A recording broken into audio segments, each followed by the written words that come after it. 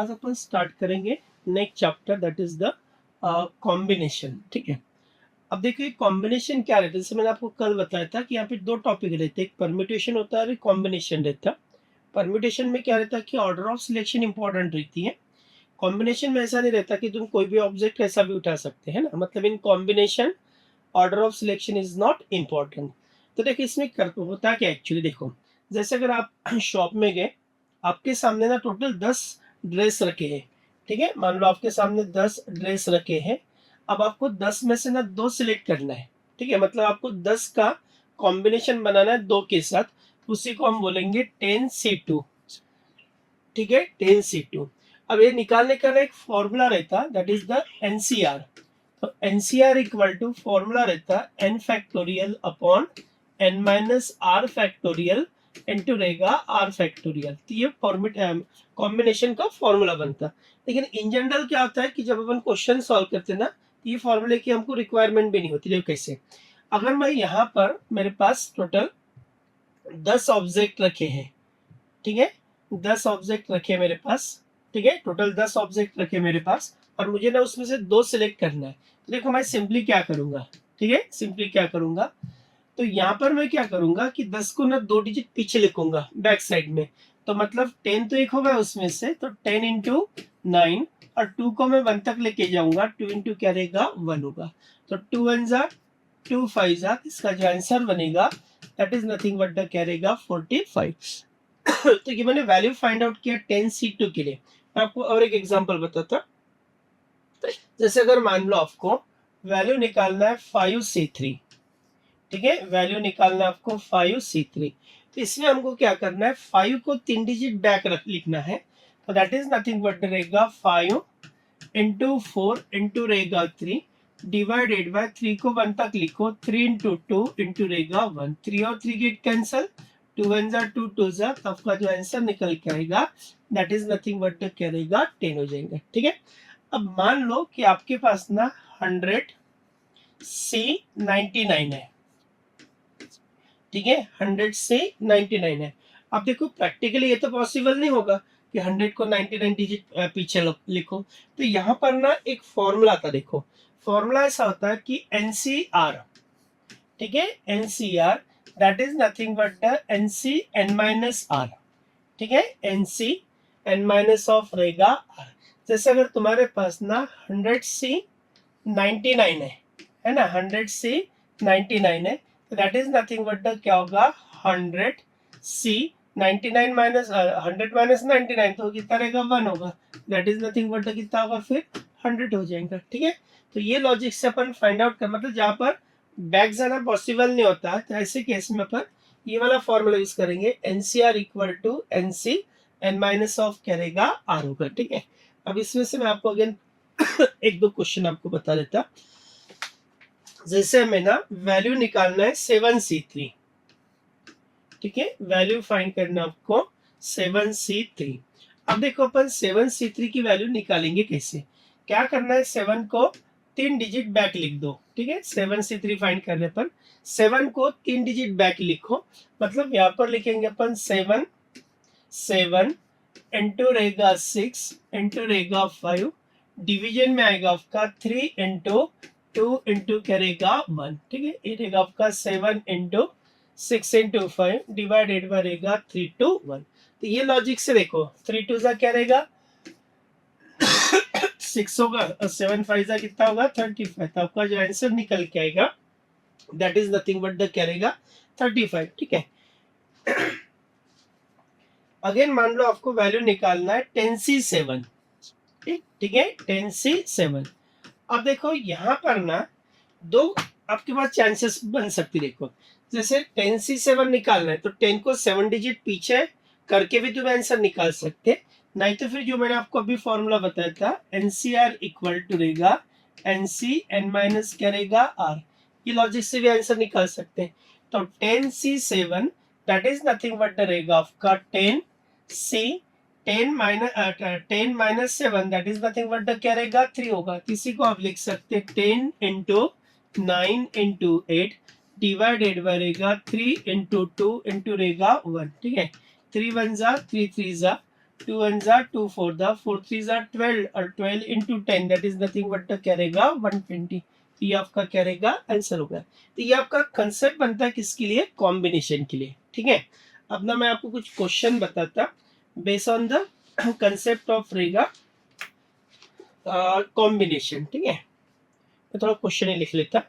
देखो क्वेश्चन ऐसा रहेगा कि if three coins are toss, question ऐसा रहेगा कि if three coins are toss, if three coins are tossed simultaneously,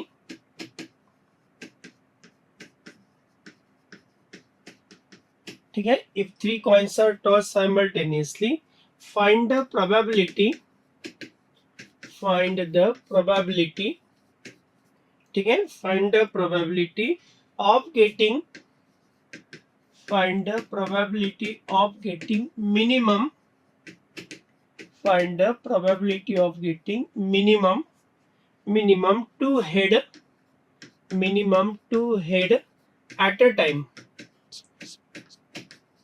ठीक है, minimum 2 head at a time. ठीक है, इसका आंसर हमको फाइंड करना है। ठीक है, अब देखो कंडीशन क्या होगी हमारी, यहाँ पर हमें क्या बोला है कि 3 कॉइन को टॉस किया हमने। ठीक है, अब इसके पहले ना मैंने आपको लॉजिक समझाया था इवेंट में, क्या रहता है कि जैसे अगर 3 कॉइन अगर टॉस किया हम लोगों ने, तो इसका एनएस का फॉर्मूला क्या रहता है आपका, इस बन जाएगा एनएस का फॉर्मूला बनता है आपका 2 टू द पावर करेगा एन। ठीक है, 2 टू द पावर रहेगा n, that is nothing but 2 to the power करेगा 3, तो 2 क्यूब इज नथिंग बट करेगा 8 हो जाएगा। ठीक है, अब इसमें अपन लिखेंगे कैसे, देखो जैसे मैंने आपको इसका लॉजिक समझाया था कि अपन 3 कॉइन को टॉस कर रहे हैं, है ना, तो जो पहला कॉइन रहता उसके लिए अपन यूज करते हैं as 2 to the power 0, second के लिए यूज करते हैं 2 टू द पावर 1, नेक्स्ट के लिए यूज करते हैं अपन 2 टू द पावर करेगा 2, 2 टू द पावर 0 यानी 1, हेड से शुरुआत करो, 1 टाइम अल्टरनेट कर लो, कितने बार लिखो 8 टाइम्स। देखो 2 टू द पावर 0 इज 1, तो मैंने एच टी टोटल 8 बार लिखा। ठीक है, then 2 to the power 1 is 2, head, then रहेगा आपका टेल, हेड, लास्ट रहेगा आपका टेल और रहेगा टेल। ठीक है, देन 2 का स्क्वायर रहेगा 4, दैट इज द हेड,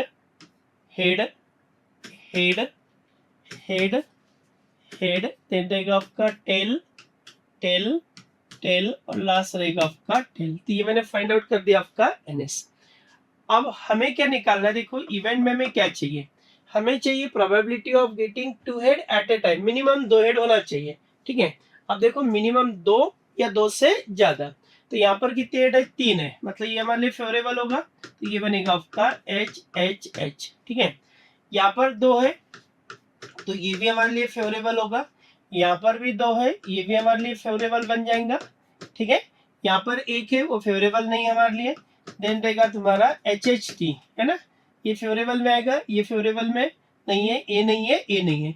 आपका जो पॉसिबल आंसर होगा 1 2 3 और क्या रहेगा 4, मतलब आपका जो Na बनेगा that is nothing but the क्या रहेगा 4। फिर वहां से Pa निकालना है, तो Pa का फॉर्मूला क्या रहता है हमारे लिए, Na अपॉन करेगा आंसर रहेगा आपका 4 अपॉन 8, हमारा जो फाइनल आंसर निकलेगा that is nothing but the करेगा 1 अपॉन करेगा 2।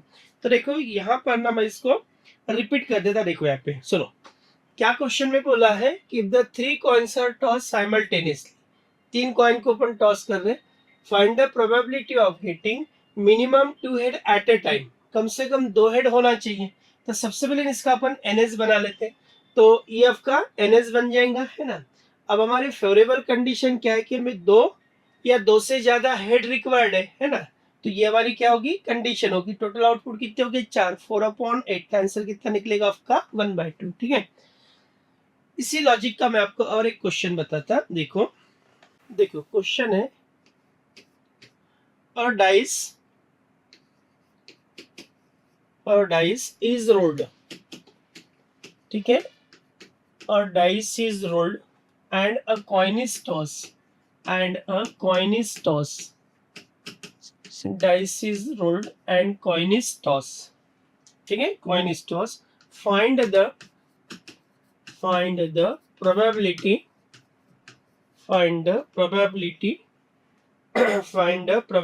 that that die shows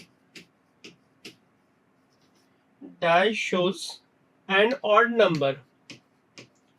Die shows an odd number and coin shows die shows odd number and coin shows What's that? die shows an odd number and coin shows a head. ठीक है, coin shows a head. अब देखो question क्या है, देखो question ऐसा रहेगा कि dice is rolled and coin is toss. Find the probability that die show an odd number and coin shows a head. ठीक है, देखो एक्सपेरिमेंट क्या है, डाई को रोल कर दिया अपन ने, डाई को रोल कर दिया मतलब टोटल आउटपुट कितने हो गए 6. और कॉइन इज टॉस, कॉइन को टॉस किया कि मतलब हेड और टेल आ जाएगा. तो यहाँ पर ना तुम्हारे पास देखो एस क्या बन जाएगा, तो आपके पास एस की वैल्यू होगी H1, देन रहेगा आपके पास H2. ठीक है, H1 H2, देन रहेगा H3, देन रहेगा H4, देन रहेगा H5, देन रहेगा H6. ठीक है, उसके बाद रहेगा T1, देन रहेगा आपका T2, देन रहेगा T3, देन T4, देन रहेगा T5 और देन रहेगा T6. मतलब हेड के साथ टोटल 6 कॉम्बिनेशन बन जाएंगे और टेल के साथ टोटल 6 कॉम्बिनेशन बनेंगे. ठीक है, अब हमारे पास जो NS होगा वो NS की वैल्यू कितना होगी, टोटल हमारे पास 12. ठीक है, NS की वैल्यू होगी 12. अब यहाँ से हमको ये निकालना है जो हमारे लिए फेवरेबल होगी. अब ई की हमारी रिक्वायरमेंट देखो क्या है, find the probability that die show a odd number. है ना, डाई के ऊपर ऑड नंबर होना चाहिए. ठीक है, डाई के ऊपर ऑड नंबर होना चाहिए and coin shows a head, coin के ऊपर हेड होना चाहिए. तो ये इसमें कितने आएंगे, देखो एक ये बनेगा H1, देन रहेगा H3 और देन क्या रहेगा H5. उसके लिए आपका आंसर कितना मिलेगा, 3 मिल जाएगा. क्योंकि find the probability that die show odd number, है ना, डाई के ऊपर ऑड नंबर होना चाहिए और कॉइन क्या शोज करेगा, हेड शो करना चाहिए. तो ऐसे कितने पॉसिबल होंगे, H1 H3 और क्या रहेगा H5. तो एन की वैल्यू कितना होगी, 3 होगी. यहाँ से हम लोग PA फाइंड आउट कर लेते हैं. तो PA का आंसर बनता है आपका 3 अपॉन करेगा 12. इसका जो आंसर बनेगा that is nothing but the करेगा 1/4. तो फाइनल जो आंसर निकल के आएगा that is nothing but the रहेगा 1 अपॉन रहेगा 4. देखो क्वेश्चन ऐसा रहेगा और 2 कार्ड्स आर ड्रॉन. देखो कंडीशन ऐसी होगी कि 2 cards are drawn. 2 cards are drawn from the pack of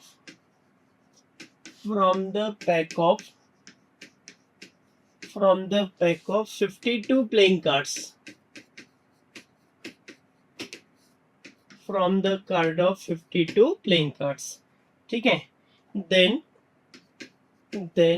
find the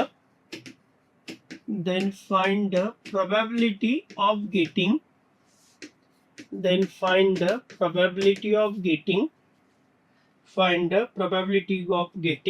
one card is king. One card is a king. ठीक है, find the probability of getting one card is a king and other card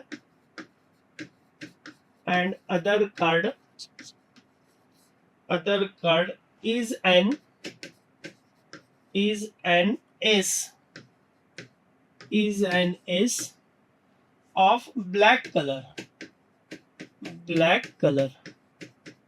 ठीक है, तो ये हमारी requirement. अब देखो question के हिसाब से अपन प्रोसेस कैसे कर लेते हो, ध्यान दो. देखो क्या बोला है कि 2 cards are drawn from the pack of 52 playing cards. तो पहले अपन क्या करते बता, देखो यहाँ से इसका ना NS बना लेते. तो देखो NS बनेगा कैसे, हमारे पास ना टोटल 52 प्लेइंग कार्ड्स है. ठीक है, टोटल कार्ड है हमारे पास 52, उसमें से हम 2 सिलेक्ट कर रहे हैं. तो आपके पास जो कॉम्बिनेशन बनेगा वो रहेगा आपका 52C2. ठीक है, कॉम्बिनेशन बनेगा आपका 52C2. अब देखो 52 सिटी को अपन लिखेंगे कैसे, तो ये रहेगा आपका 52 इंटू रहेगा 51, ठीक है, 52 इंटू 51 डिवाइडेड बाय 2 इंटू करेगा 1 होगा। तो मैं ऐसे पूरा कैलकुलेट नहीं कर लेता, तो ये बनेगा आपका 26 इंटू करेगा 51, तो ये वैल्यू बन जाएंगे आपको फॉर एनएस के लिए, ठीक है। अब देखो हमारी रिक्वायरमेंट क्या है, तो लेट ए इक्वल टू, ठीक है, हमारे देखो रिक्वायरमेंट क्या रहेगी, let A equal to, then find the probability of getting one card is a king. अब मुझे बताओ तो किंग के कार्ड कितने होते हैं, टोटल 4, 4 में से एक लेना है अपन को, है ना। तो यहाँ पे अपन कॉम्बिनेशन बनेगा आपका 4C1। ये जो एंड होता है, एंड का मतलब क्या होता है, मल्टीप्लीकेशन, ठीक है। One card is an S of a black colour, ठीक है। तो ब्लैक कलर के एस कितने होते हैं, 2 होते हैं, है ना। तो 2 में से एक यूज करना आपको, तो ये क्या रहेगा आपका 2 इंटू करेगा C1, तो 4C1 का आंसर 4 बनेगा और 2C1 का आंसर क्या रहेगा 2 होगा। तो ये वैल्यू किसकी होगी आपकी, Na की। फिर यहाँ से अपन वैल्यू निकाल रहे हैं प्रोबेबिलिटी ऑफ ए के लिए, Na क्या रहेगा NS, तो 4 इंटू 2 डिवाइडेड बाय 26 इंटू करेगा 51। अब इसको कैलकुलेट करो, आपका फाइनल आंसर आ जाएगा, ठीक है। तो इस वजह से अपन फाइंड आउट करेंगे प्रोबेबिलिटी फॉर करेगा गिवन फंक्शन, ठीक है। अब इसमें और कुछ क्वेश्चन अपन नेक्स्ट प्लेट में ऐड कर देंगे, ठीक है। Okay, thank you.